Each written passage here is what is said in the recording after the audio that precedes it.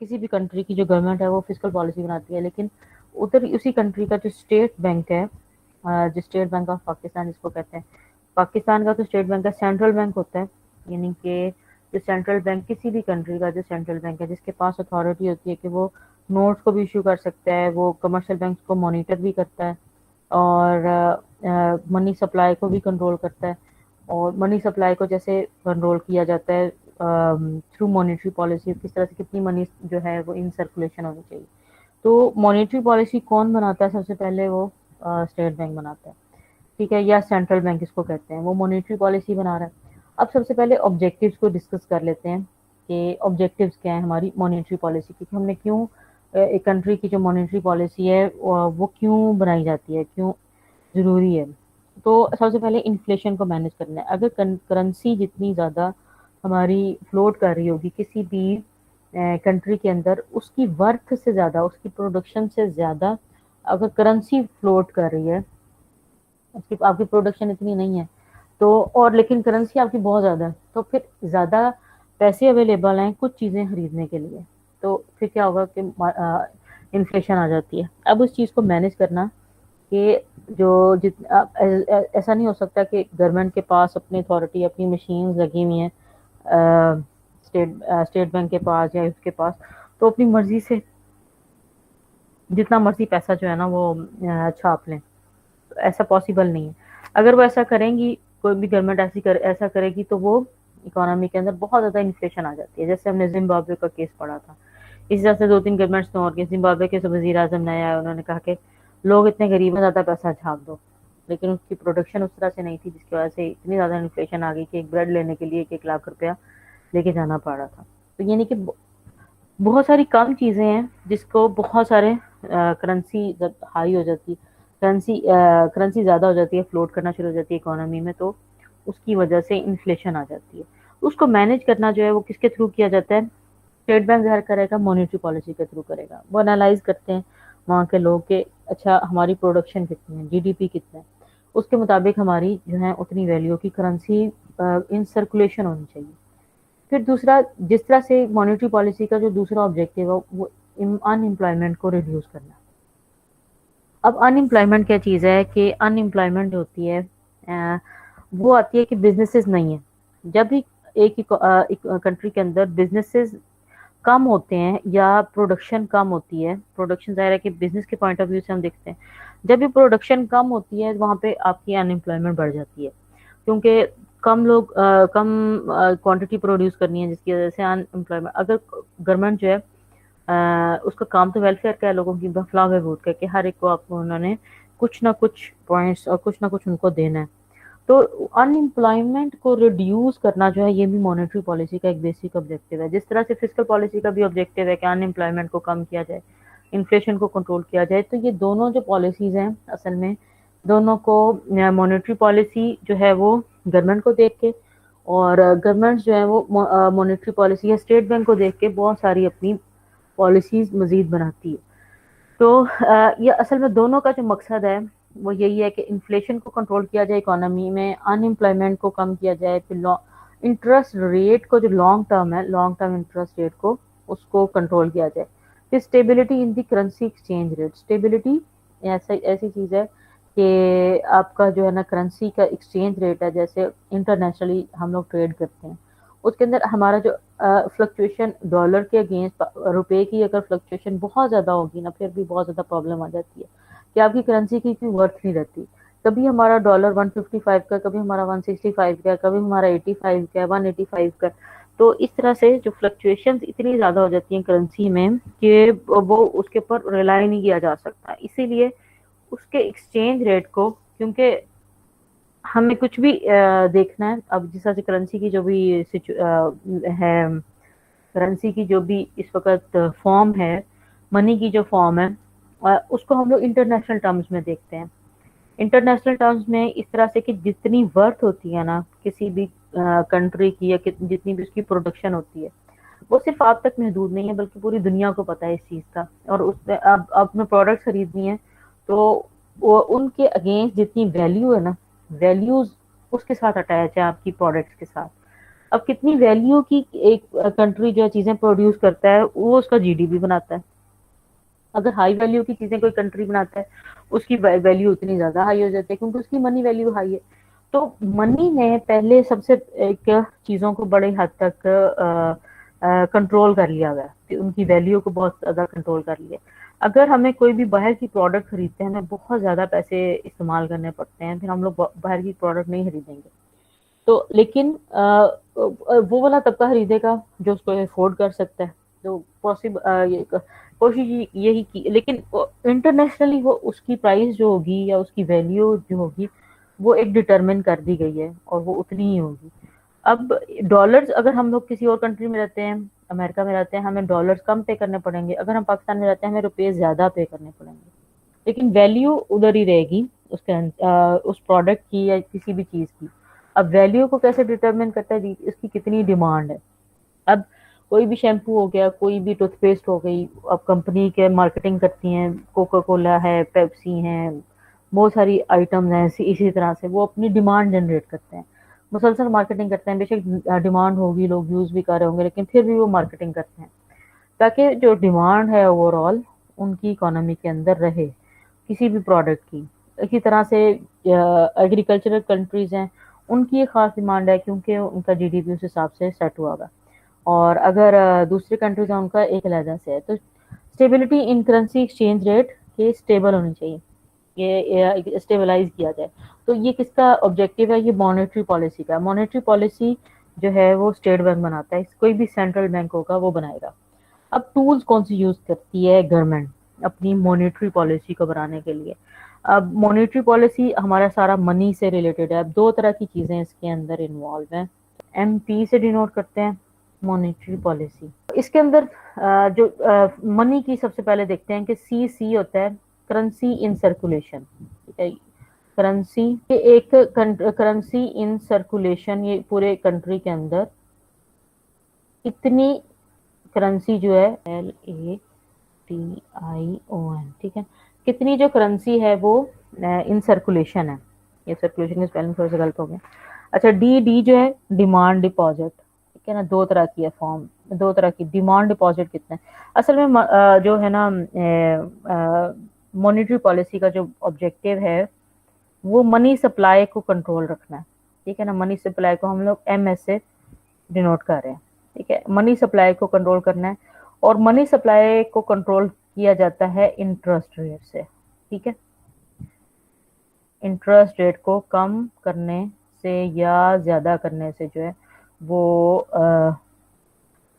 Money supply को control किया जाता है। तो ओवरऑल मनी सप्लाई देखी जाती है इकोनॉमी में कितनी है।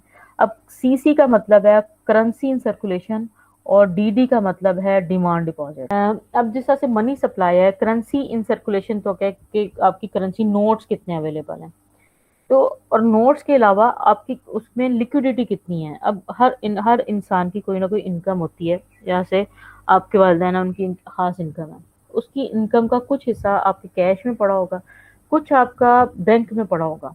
आपके जितने भी ज़रूरियात है अखराजात के लिए आप लोग घर में रखोगे अपने सिर्फ करेंसी को कैश में, जहाँ पे आपको जैसे किसी स्टोर में जाते हैं आप ग्रोसरी वगैरह खरीदते हैं, वहाँ पे आप उनको चेक पे नहीं करते क्योंकि वो चेक एक्सेप्ट नहीं करते। वो क्या चीज़ है, उसकी liquidity as compare to currency कम है।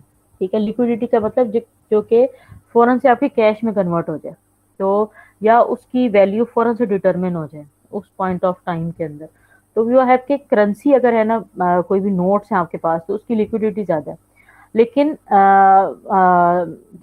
अगर इसके मुकाबले में अगर आपने पैसे रखे हुए हैं बैंक में और आपके पास ATM कार्ड भी नहीं है, क्रेडिट कार्ड भी नहीं है, आपके पास ATM कार्ड ज़ाहिर है कि उसकी वो अल्टरनेटिव यूज़ हो जाता है अब। लेकिन सपोज ऐसा मुल्क है जहाँ पे ATM कार्ड नहीं है, अब आपको चेक देना पड़ता है। अब चेक देने के लिए उसकी लिक्विडिटी कम हो जाती है, वो आपके डिमांड डिपॉजिट्स हैं। इसी तरह से लोगों ने इन्वेस्ट किया होता है अपनी इनकम का बहुत सारा पोर्शन जो है, इन्होंने हर चीज़ तो यूज़ नहीं कर रहे होते, जो उन्होंने उनमें से कुछ पोर्शन जो है वो सेविंग्स में जा रहा है। सेविंग किस सूरत में जाती है? बॉन्ड्स की सूरत में भी जाती है। बॉन्ड लिया हुआ आपने किसी भी चीज़ का, और वो आपको एक्सपेक्टेड टू यील्ड है, जो कि आपके अगर आपने 5 लाख का बॉन्ड लिया हुआ है तो वो आपको 3 से 4 साल के बाद सपोज उसने कैश में कन्वर्ट होना है, तो वो बॉन्ड है कि उसकी लिक्विडिटी कम है एज कम्पेयर टू करेंसी। अब लेकिन करेंसी की जो वैल्यू है वो with the passage of time, दोनों का ज़ाहिर है कि डिसएडवांटेज भी है। करेंसी अब आपकी होगी, आपके पास होगी तो आप बहुत सारी चीज़ें, लिक्विडिटी उसकी ज़्यादा होगी, आप बहुत सारी चीज़ें फ़ौरन से खरीद सकते हैं। लेकिन एट द सेम टाइम आपके जो डिमांड डिपॉजिट्स हैं उसके ऊपर आप उन उस वो आपकी लिक्विड नहीं है, आप फ़ौरन से चीज़ें उसके अगेंस्ट चीज़ें नहीं खरीद सकते, लेकिन उसको आप उसके ऊपर इंटरेस्ट अर्न कर सकते हो, यानी कि ये आपके प्रॉफिट देती है आपको।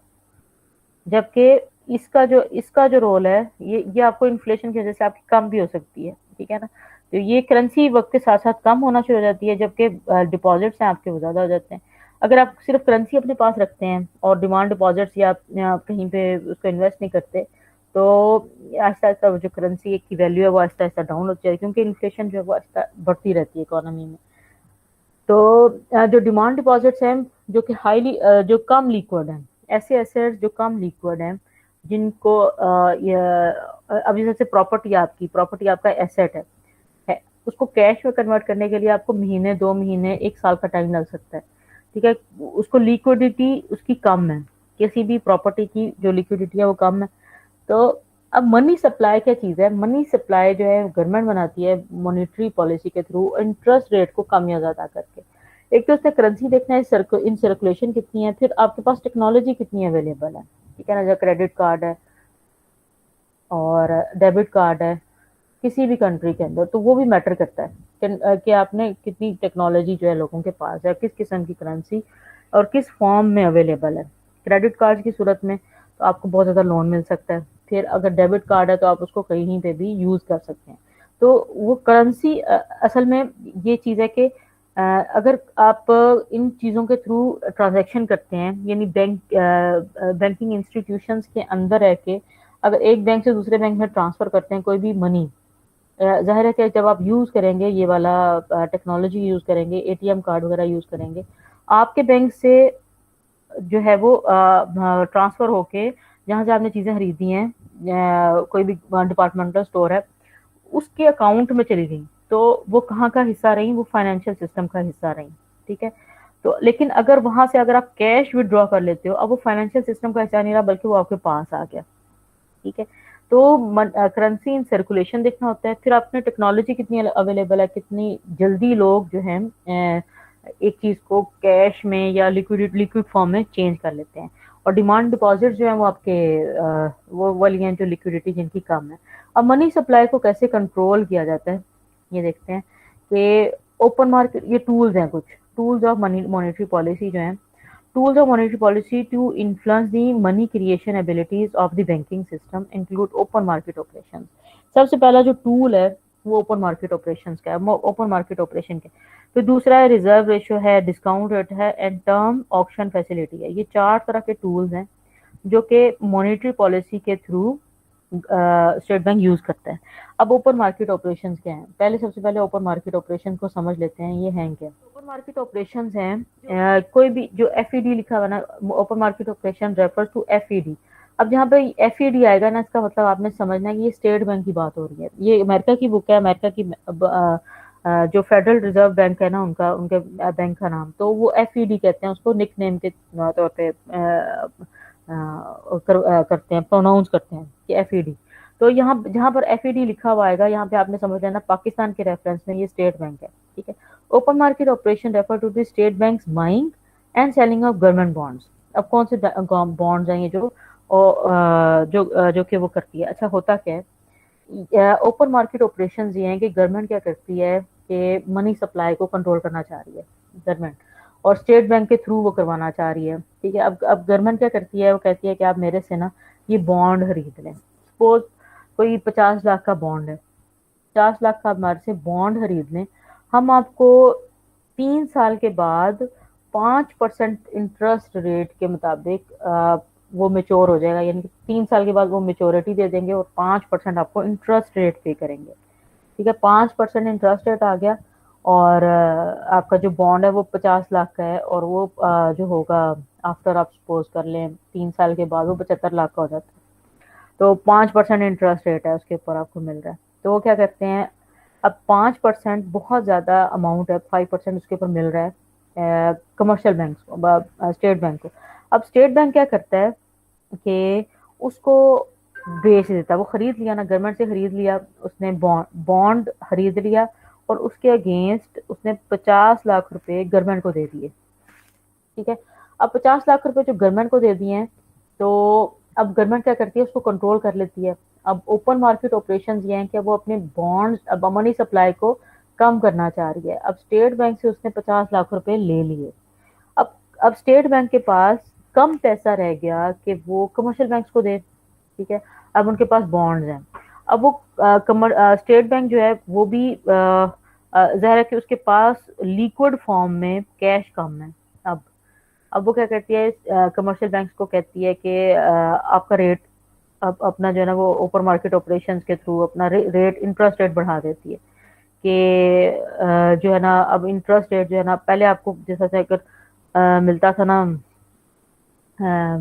कोई भी कैश एक खास परसेंटेज के ऊपर 1% पे मिलता था अगर, तो वो अब आपको 2% में मिलेगा। तो फिर क्या होगा, कमर्शियल बैंक में उससे कम खरीदेंगे। तो ओपन मार्केट ऑपरेशन ये है कि गवर्नमेंट जो है वो बॉन्ड्स या सिक्योरिटीज इशू करती है, तो उसके अगेंस्ट जो है, उसके अगेंस्ट पैसे को कंट्रोल किया जाता है। जो मनी सप्लाई एक अब होता ये है कि जो बैंक्स ने आम पब्लिक में पैसा देना है और वहां से इंटरेस्ट अर्न करना है, वो क्या करती है, वो गवर्नमेंट के बॉन्ड खरीद लेती है और वहां से इंटरेस्ट अर्न कर लेती है। अगर उसको 5% interest rate as compare to 3% अगर मार्केट के अंदर है, 5% उसको वहां पे मिल रहा है, तो जो है स्टेट बैंक है वो गवर्नमेंट के बॉन्ड खरीद लेगा एज कम्पेयर टू कि वो आम पब्लिक के अंदर लोन दे।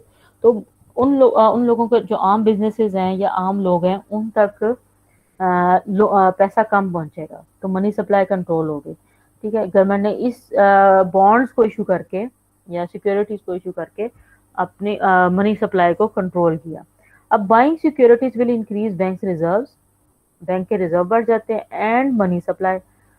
अब बाइंग, अब अगर यहाँ पर जिस तरह से स्टेट बैंक ने वो किया, बाय किए हैं सिक्योरिटीज को बाय किया, अब वो क्या करते हैं, कमर्शियल बैंक्स भी अगर वो बाय कर लेते हैं तो वो उनकी सिक्योरिटीज, तो वो उनके रिजर्व्स बढ़ जाएंगे कि हमारे पास इतने बॉन्ड्स हैं, लेकिन वो उनके पास लिक्विड फॉर्म में कैश नहीं होगा जो दूसरे लोगों तक पहुंचा सके। If the FD buys directly from banks, तो अगर वो डायरेक्टली कमर्शियल, क्योंकि जो स्टेट बैंक है, स्टेट बैंक ऊपर है, फादर बैंक आप समझ ले, फादर बैंक है और मॉनिटरी पॉलिसी स्टेट बैंक बनाएगा, लेकिन और वो कमर्शियल बैंक जितने भी, बैंक अल्फला हो गया, बैंक ऑफ पंजाब हो गया, मिजान बैंक हो गया, ये सारे उसकी छोटे छोटे बच्चे हैं समझ लें। तो उनको जो कहेगा, जो फादर कहेगा, उन्होंने वो करना जरूरी है।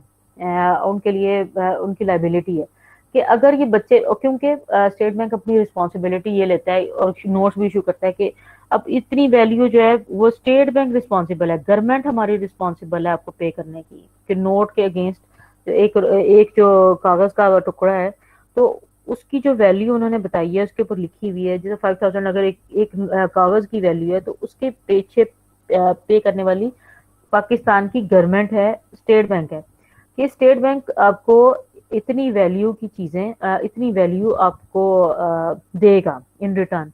तो ये कॉन्फिडेंस है, इस वजह से उसकी करेंसी चलती है।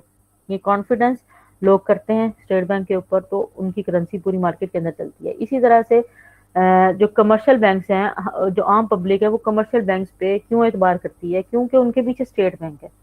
स्टेट बैंक उनको मॉनिटर करता है और स्टेट बैंक पॉलिसीज बनाता है कि उनको ये बात, अगर कमर्शियल बैंक कोई भी लोन, कोई भी कमर्शियल बैंक को, जिस तरह से माजी में भी हुआ है, डिफॉल्ट कर जाते हैं, उनकी लोन इतने ज्यादा हो जाते हैं, उन्होंने मिसमैनेजमेंट की और इतने ज्यादा लोन बिला वजह के दे दिए लोगों को, तो जिसकी वजह से वो बहुत ज्यादा डिफॉल्ट कर गए। अब वो क्या होता है कि कमर्शियल बैंक जो है वो, उनके पास पैसा ही नहीं है काम करने के लिए, तो वो डिफॉल्ट कर गया सपोज।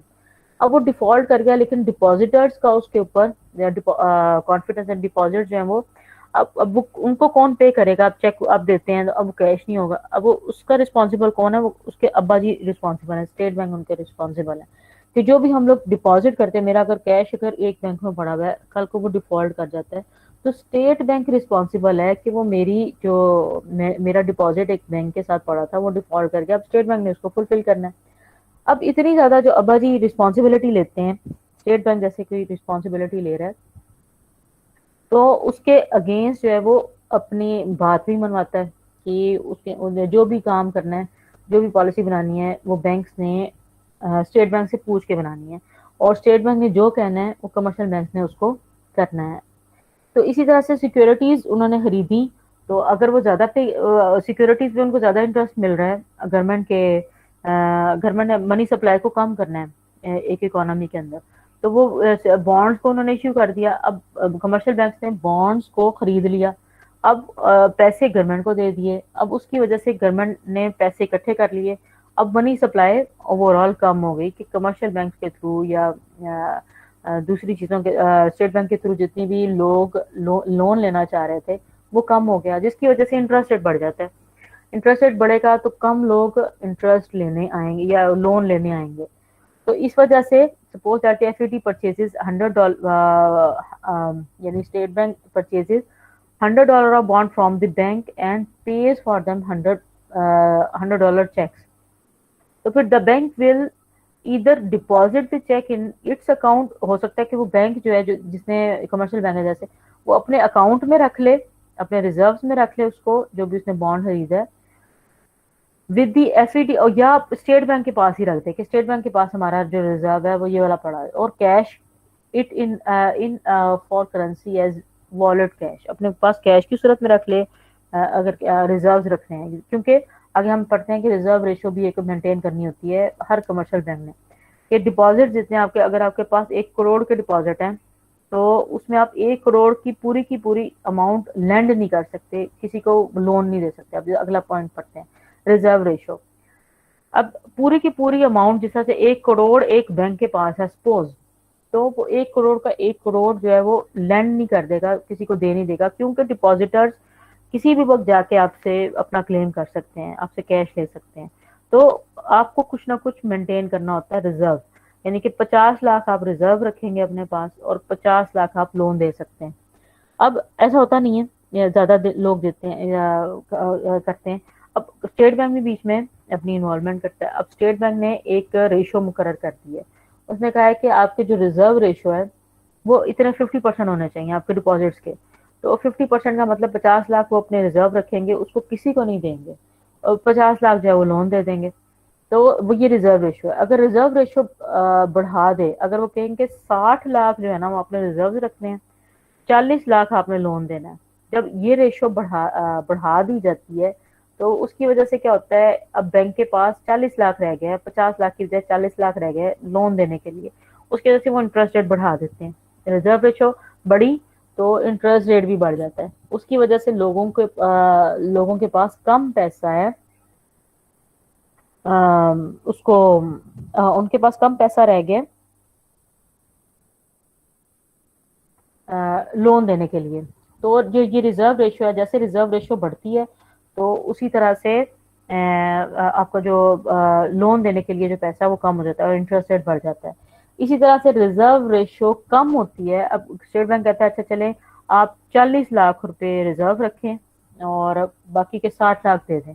अब कमर्शियल बैंक के पास ज्यादा पैसा है तो वो ज्यादा पैसा जो है वो लोन कर देंगे। तो ये रिजर्व रेशो है। रिजर्व रेशो के थ्रू मॉनेटरी पॉलिसी में स्टेट बैंक बता देता है कि रिजर्व रेशो आपने इतनी रखनी है, उसके थ्रू मनी सप्लाई को कंट्रोल किया जाता है। ठीक है, इंटरेस्ट रेट बढ़ता और कम होता है और money supply at the end आपने कंट्रोल करनी है। अब changing the reserve ratio has to effect, it effects the size of the excess reserves, कितने आपके पास साइज में कितने हैं, मतलब 50 लाख हैं 60 लाख रिजर्व, उनके ऊपर डिपेंड करता है। It changes the size of the monetary multiplier. अब जितना बड़ा, अब जब 10 लाख का आपको इफेक्ट आपने उसमें चेंजेस लाने की कोशिश की, लेकिन उसका जो इफेक्ट है इकोनॉमी के ऊपर वो मल्टीप्लाई होके आता है। जैसे हम लोग मल्टीप्लायर का एक कॉन्सेप्ट पहले भी एग्रीगेट डिमांड वगैरह में पढ़ते आ रहे हैं, तो उसका इफेक्ट जो है वो मल्टीप्लाई होके हमें मिलता है। For example if ratio is raise from 10% to 20%, एक 10% थी तो 20% उसने बढ़ा दी, the multiplier falls from 10 to 5। अब जो मनी सप्लाई है वो 10 से 5% तक कम हो जाएगी। Changing the reserve ratio is very powerful. Since it affects banks lending ability immediately, फौरन से आपकी लैंडिंग एबिलिटी को इफेक्ट करती है। It could create instability, so FED rarely changes it. Instability पैदा हो जाती है, इस वजह से वो कमोबेशी इसको चेंज करती है। डिस्काउंट रेट क्या चीज है? The third tool is the discount rate which is the interest rate that FED charges to commercial bank. अच्छा, डिस्काउंट रेट क्या चीज है? अब डिस्काउंट रेट वो वाला रेट है जो कि स्टेट बैंक, अब समझ लें कि स्टेट बैंक जो है वो गवर्निंग बॉडी है, प्लस जितना भी जो कमर्शियल बैंक्स हैं, एक तो उन्होंने पूरी की पूरी अपनी वो कोई भी कमर्शियल बैंक नहीं बन सकता। जैसे मैं उठूं या आपके क्लास का कोई स्टूडेंट उठे कि मैं बैंक बनाना चाहता हूँ, तो उनको तो पहले सबसे पहले स्टेट बैंक से अप्रूवल लेनी होगी, फिर पूरे जितनी भी हैं वो सारी उनकी शराइत पहले माननी होंगी। फिर दूसरी बात, जिस तरह से आपने बिजनेस का पता है, बिजनेस के अंदर एक होलसेलर होता है, एक होलसेलर होता है, एक रिटेलर होता है। इसी तरह से जो होलसेलर है वो है स्टेट बैंक, और जो रिटेलर है वो कमर्शियल बैंक है।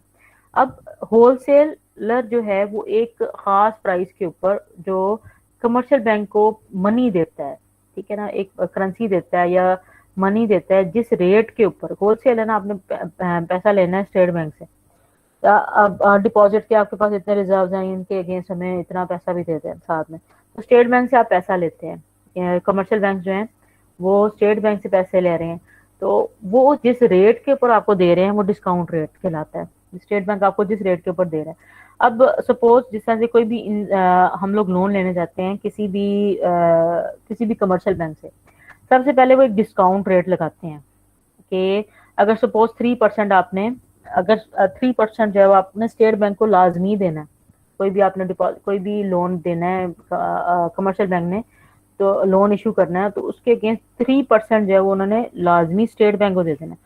अब कमर्शियल बैंक क्या करेगा? अपना प्रॉफिट मार्जिन देखेगा, अपनी ऑपरेशनल कॉस्ट देखेगा। सपोज 5% उसकी जो है वो ऑपरेशनल कॉस्ट भी मिलाते, 2% उसकी ऑपरेशनल कॉस्ट है और 3% उसका प्रॉफिट है, तो प्रॉफिट अर्न करना है कमर्शियल बैंक ने। अब उसका जो टोटल रेट होगा 5, 6, 7, 8, 9, 10% जो है वो मिला के, यानी जो है उसका टोटल जो इंटरेस्ट है जो एक कंज्यूमर को या इन्वेस्टर को पे करना होगा वो 10% होगा, जिसमें से 3% जो है वो स्टेट बैंक को चला जाएगा, 2% उसकी ऑपरेशनल कॉस्ट है और 3% जो है उसकी 3 से 4%, 8% अगर वो हो जाता है इंटरेस्ट रेट, तो 8% आपको लाजमी देना पड़ेगा, ठीक है। तो इस तरह से जो ये सारी चीजें हैं, डिस्काउंट रेट जो है जो स्टेट बैंक उसको देता है कमर्शियल बैंक्स को एज ए होलसेलर, या वो उसको डिस्काउंट रेट दिलाता है। Wholesaler as a wholesaler commercial bank को ऑफर करता है। अब टर्म ऑक्शन फैसिलिटी क्या चीज है? द फोर्थ, यानी कि ये भी एक टूल है। अब ये 2007 में ये टर्म यूज की गई, क्योंकि उस वक्त क्या हुआ था कि प्रॉपर्टी के ऊपर जो था ना वो सारा रिसेशन आया था। आप लोगों ने जैसे असाइनमेंट बनाई होगी, तो उसके अंदर 2007 का जो रिसेशन था या डिप्रेशन था, उसके अंदर मोर्टगेज की वजह से काफी प्रॉब्लम आई थी। दुबई की मार्केट थी, जैसे वहाँ पे बहुत सारी प्रॉपर्टी है, लोग क्या करते हैं कि इंटरेस्ट ले लेते हैं, ये लोन ले लेते हैं पहले बैंक से। अब पैसा आपने ले लिया, उसके बाद जैसा 1 करोड़ पे लिया आपने, 1 करोड़ की प्रॉपर्टी खरीद ली दुबई के अंदर। अब आपने 1 करोड़ की प्रॉपर्टी खरीदी है, अब आपने इंटरेस्ट पे करना है। आपने सोचा है कि मैं 6 माह के बाद जो है ना प्रॉपर्टी के ऊपर 1 करोड़ 25 लाख की हो जाएगी, तो मैं प्रॉपर्टी सेल कर दूंगा, उसमें से 5 से 10 लाख रुपए अगर इंटरेस्ट बनता है बैंक का, तो मैं बैंक को पे कर दूंगा 10 लाख रुपए, बाकी के जो 15 लाख या जितने बच जाते हैं 25 लाख का बेचने से, तो वो मेरा प्रॉफिट होगा। तो लोग इसी तरह से करते हैं कि बैंक से लोन ले लेते हैं मोर्टगेज, और अपनी प्रॉपर्टी को भी मोर्टगेज करा देते हैं, लेकिन जैसी प्रॉपर्टी की वैल्यू बढ़ती है उसको सेल करके बैंक को क्लियर किया, और उसके बाद फिर बाकी का जितना भी है वो आपका अपना प्रॉफिट हो गया। तो टर्म ऑक्शन फैसिलिटी ये है कि अब हुआ ये था कि उस रिसेशन के अंदर, क्योंकि ये टर्म उस वक्त के बाद से शुरू होना इन ऑपरेशन हुई या निकाली गई। अब हुआ उसमें ये था कि लोगों ने लोन लिया बैंक से और प्रॉपर्टी खरीद ली। अब प्रॉपर्टी की डिमांड कम हो गई, प्रॉपर्टी को खरीदने वाला कोई और नहीं था, यानी प्रॉपर्टी पड़ी हुई है, अब उसको खरीदने वाला कोई नहीं है। आपने इन्वेस्ट किया हुआ, इन्वेस्टर ने इन्वेस्ट किया हुआ है, उसने सोचा 6 माह के बाद मैं सेल कर दूँगा, इसकी प्राइसेस बढ़ जाएँगी। अब कोई डिमांड ही नहीं है उसकी आ रही, कोई इन्वेस्टर ही नहीं आ रहा उस प्रॉपर्टी को खरीदने के लिए। अब फिर क्या हुआ कि अब वही जो लोन थे ना वो डिफ़ॉल्ट करना शुरू कर दिए। वो जितने भी लोगों ने लोन लिया हुआ था वो सारे डिफ़ॉल्ट कर गए। अब वो डिफ़ॉल्ट करने की वजह से ज़ाहिर है कि बहुत ज़्यादा बड़ी अमाउंट होती है जो प्रॉपर्टी को खरीदने के लिए लोगों ने ली है। तो वो डिफ़ॉल्ट रेशियो बहुत ज़्यादा हाई हो गई। अब उसकी वजह से ज़ाहिर है कि कमर्शियल बैंक्स के पास आपकी प्रॉपर्टी या कोलेटरल तो होती है, कोई ना कोई उन्होंने अपने पास आपकी सिक्योरिटी रखी हुई होती है। अब उसको ऑक्शन करना है। अब सपोज कि 1 करोड़ की प्रॉपर्टी आपने खरीदी है, 1 करोड़ का ही लोन लिया हुआ है, आपकी एक्सपेक्टेशन 1 करोड़ 25 लाख की बेचने की है। अब आपको मार्केट वैल्यू 125 की मिल जाती है, लेकिन लेने वाला उसको कोई नहीं है मार्केट के अंदर। आप बैंक क्या करते हैं, उसको फिर ऑक्शन पे लगा देते हैं। अब उन्होंने अपनी 1 करोड़ रुपया जो है ना वो किसी कम से कम जो है वो रिकवर करना। अब जो कोई और इन्वेस्टर होगा, इन्वेस्टर इस बात से खींचेगा कि ऑक्शन हो रही है, 1 करोड़ तक आपने उसकी पेमेंट जो है ना, क्योंकि बैंक्स ने पैसे दिए हैं, तो बैंक्स ने अपना पैसा जो पूरे का पूरा 1 करोड़ ही उसने रिकवर करना है। अब जो बीच में प्रॉफिट ऑनर था या जिसकी ये स्कीम थी वो निकल गया। अब ऑक्शन जो होता है वो डायरेक्ट आ गया, ऑक्शन होगी प्रॉपर्टी उसकी, वो 1 करोड़ पे या 1 करोड़ 10 लाख की भी हो जाती है, तो वो उसको काबिल कबूल होगी बैंक को, और वो उसका लोन जो है वो रिकवर हो जाएगा। तो ये टर्म जो है यह निकली थी कि बैंक्स जो हैं वो ज्यादा से ज्यादा एक term under the term auction facility the FED holds 2 auctions each month. यानी कि स्टेट बैंक जो है, स्टेट बैंक खुद अपनी इन्वॉल्वमेंट करेगा इस तरह की प्रॉपर्टी में और उसको ऑक्शन कर देगा, ताकि उसके जो पैसे हैं किसी भी कमर्शियल बैंक ने जो इन्वेस्ट किए थे वो उसके रिकवर हो सकें। तो वहां से यानी कि 1 करोड़ 25 लाख तो उसकी मार्केट वैल्यू है, लेकिन जो बैंक अपना सिर्फ पैसा रिकवर करने के लिए उसको कम पैसों पे ऑक्शन कर देंगे, तो क्योंकि प्रॉपर्टी की वैल्यू कम होना बहुत रेयर होता है, कमो बेशी प्रॉपर्टी की वैल्यू कम होती है। Banks bid for the right to borrow reserve for 28 days. तो और उनके पास 28 डेज के लिए, यानी कि वो करते हैं कि 28 डेज के अंदर अंदर इसको कर लें। तो इसके कम होने या ज्यादा होने से भी मॉनेटरी या इन्वेस्टर को ज़ाहिर है कि आप इनकरेज कर रहे हैं, प्रॉपर्टी की वैल्यू डाउन कर रहे हैं ताकि आपकी वो कर। तो ये वाली जो पॉलिसीज हैं गवर्नमेंट की, जो गवर्नमेंट स्टेट बैंक ने ये वाली एक नई चीज स्टार्ट की, तो ये इसको टर्म ऑक्शन फैसिलिटी कहते हैं। अब लास्ट है यहाँ पे आज के टारगेटिंग दी फेडरल फंड रेट। अब होता है कि रिजर्व रेशियो को मेंटेन करने के लिए हर बैंक की रिक्वायरमेंट है। अब सपोज कि 40 लाख आपके पास हर बैंक के 1 करोड़ पे अगर वो उनका डिपॉजिट है, तो 40 लाख उसमें से आपने हर वक्त अपने बैंक के अंदर रिजर्व रखने हैं। अब सपोज के एक बैंक है जिस तरह से उसकी क्लोजिंग आ गई है, बैंक अल्फ्ला है सपोज, तो उसका जो रिजर्व है वो 30 लाख रुपए पड़ा हुआ है। अब 10 लाख रुपए का गैप है, 40 लाख रिक्वायरमेंट है कि 40 लाख आपने अपने पास रिजर्व रखना है। तो अब वो क्या करेगा, वो किसी और बैंक से, किसी और कमर्शियल बैंक से या यूबीएल से वो क्या करता है, वो बोरो कर लेता है फंड्स को, ये 10 लाख रुपए मुझे दे दो, और वो ओवरनाइट है, यानी कि एक रात के लिए दे दो। एक रात के लिए जो रेट, अब वो यूबीएल की मर्जी है कि वो 10 लाख रुपया उसके पास एक्सेस में है, वो अपनी मर्जी से रेट एक चार्ज करेगा बैंक अल्फ्ला को कि अच्छा चले ठीक है आप ले लें, आप इतने रेट पे ले लें। वो जो रेट तय होगा वो असल में फेडरल फंड रेट कहलाता है। तो फेडरल फंड रेट में कि जो बैंक्स आपस में एक दूसरे को पे अपने रिजर्व रेशियो को मेंटेन रखने के लिए एक दूसरे को उधार दे देते हैं या लैंड कर देते हैं एक रात के लिए, तो वो आपका है फेडरल फंड रेट। तो federal fund rate is the interest rate that banks charge each other for overnight loans.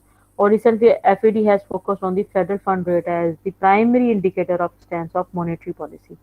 तो ये उसकी मॉनेटरी पॉलिसी का एक टूल समझना उसमें चीजें हाँ कि ये मैटर कर रही हैं, ठीक है। तो ये